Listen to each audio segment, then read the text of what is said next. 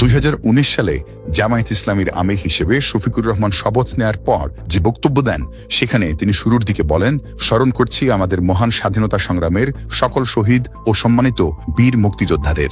এই অংশটুকু শুনলে যে কারো মনে হবে মুক্তিযুদ্ধের প্রতি কতই না শ্রদ্ধা ও ভালোবাসা দলটির। অথচ এই কথার পরই বলেছেন, আরও শ্রদ্ধার সাথে স্মরণ করছি প্রফেসর গোলাম আজমকে। একদিকে শহীদদের প্রতি শ্রদ্ধা, অন্যদিকে ৭১-এর নির্বিচারে মানুষ হত্যার মাস্টার মাইন্ড গোলাম আজমের প্রতি শ্রদ্ধা। এই ধরনের আচরণকে ভণ্ডামি, প্রতারণা বা মুনাফিকি বলা হয়ে থাকে। চলুন দলটির আরও মুনাফিকি কর্মকাণ্ড দেখে নিই। জামায়াতে ইসলামীর মুনাফিকি শুরু হয়েছিল তাদের জন্মলগ্ন থেকেই। দলটির প্রতিষ্ঠাতা মাওলানা আবুল আলা মওদুদী ভারত ভাগের বিপক্ষে ছিলেন।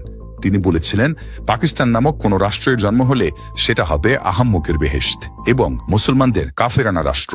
অথচ 47-এ পাকিস্তানেই চলে যান তিনি এবং দেশটিকে আল্লাহর দান হিসেবে উল্লেখ করেন। গোলাম আজম 1952 সালের ভাষা আন্দোলনে যোগ দিয়েছিলেন। এ নিয়ে বর্তমান সময়েও দলটি গর্ব করে। অথচ 1970 সালে পশ্চিম পাকিস্তানের শুক্কুর শহরে এক সংবর্ধনা সভায় গোলাম আজম বলেন, 52 সালে ভাষা আন্দোলনে অংশ নেয়া তার মারাত্মক ভুল ছিল। জামায়াতে ইসলামী 47-এ যেমন পাকিস্তান রাষ্ট্রের বিরোধিতা করেছিল, তেমনি বাংলাদেশ যখন পাকিস্তানের শোষণ থেকে বাঁচতে স্বাধীনতা চাইল, তখন এদেশে থেকে সেটার বিরোধিতা করে জামাত। এটি প্রমাণিত যে ৭১-এ গণহত্যা সহ মানবতা বিরোধী অপরাধের সবই করেছে দলটি। শুধু তাই নয়, মুক্তিযুদ্ধের পর মুসলিম রাষ্ট্রগুলো যেন বাংলাদেশকে স্বীকৃতি না দেয়, সেজন্য সৌদি আরবকে ভূমিকা নেয়ার জোর তদবির চালায় গোলাম আজম। এজন্য তিনি মধ্যপ্রাচ্যের দেশগুলো সফর শুরু করেন 1973 সালে। 1986 সালে স্বৈরাচার এরশাদের আমলে বিএনপি নির্বাচন বর্জন করলেও আওয়ামী লীগ ও জামায়াত ইসলামী সেই নির্বাচনে যায়। এতে কি হয়? এরশাদের শাসন বৈধতা পায়। সেই নির্বাচনে অংশ নিয়ে হাসিনা আর জামাত মূলত এদেশের মানুষের সঙ্গে মুনাফিকি করেছে। 2024 সালের 16 ডিসেম্বর সারা দেশে বিজয় র্যালি করে জামায়াত ইসলামী। সেই ডিসেম্বরে শিবির প্রকাশিত ছাত্র সংবাদ সংখ্যায় ছাপা হয়েছে, অনেক মুসলিম না বুঝে মুক্তিযুদ্ধে জড়িয়ে পড়েছিল। এটা তাদের ব্যর্থতা ও অদূরদর্শিতা ছিল। একদিকে মুক্তিযুদ্ধকে বিদ্রুপ করা, আরেকদিকে বিজয় র্যালি বের করা জামাতের মুনাফিকির সবচেয়ে বড় প্রমাণ। জামাতের আরও একটি বড় মুনাফিকি হল ভারত বিষয়ে তাদের অবস্থান। গোলাম আজম থেকে শুরু করে দলটির সব নেতা সাধারণ মানুষের কাছে নিজেদের ভারত বিদ্বেষী হিসেবে তুলে ধরেছে।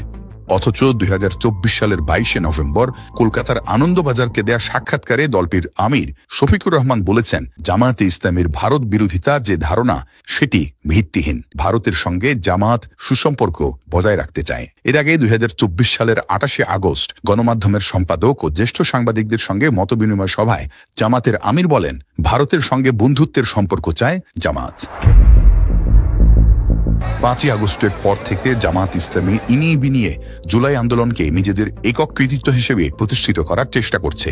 একটা গণ অভ্যুত্থানের কৃতিত্ব সবসময়ই জনমানুষের। এককভাবে কোনো দল নিজের কৃতিত্ব বড় করে দেখাতে পারে না, কিন্তু জামায়াত সেটা স্বীকার করতে চায় না। আন্দোলনে যে 1,500 মানুষ শহীদ হয়েছেন, তাদের বেশিরভাগই সাধারণ মানুষ। এমনকি তাদের চেয়ে 5 গুণ বেশি কর্মী নিহত হয়েছে বিএনপির। জুলাই আন্দোলনে একদিকে নিজেদের অনেক ত্যাগ ও সংগ্রামের কথা বলে জামায়াত ইসলামী, অন্যদিকে আবার আওয়ামী লীগকে ক্ষমা করে দেওয়ার কথাও বলে। 2024 সালের 14 নভেম্বর জামায়াতের আমির বলেন, আমি বারবার ফ্যাসিজম আর ফ্যাসিস্ট বলা পছন্দ করি না। এর আগে 3রা সেপ্টেম্বর জামায়াতের আমির ঘোষণা দেন, আওয়ামী লীগ সরকার যে নির্যাতন করেছে তা ক্ষমা করে দেওয়া হলো। জুলাই গণহত্যার জন্য বিএনপি আনুষ্ঠানিকভাবে আওয়ামী লীগের বিচার চেয়েছে প্রধান উপদেষ্টার কাছে, কিন্তু জামাত এখনো সেরকম কোনো দাবি আনুষ্ঠানিকভাবে করেনি।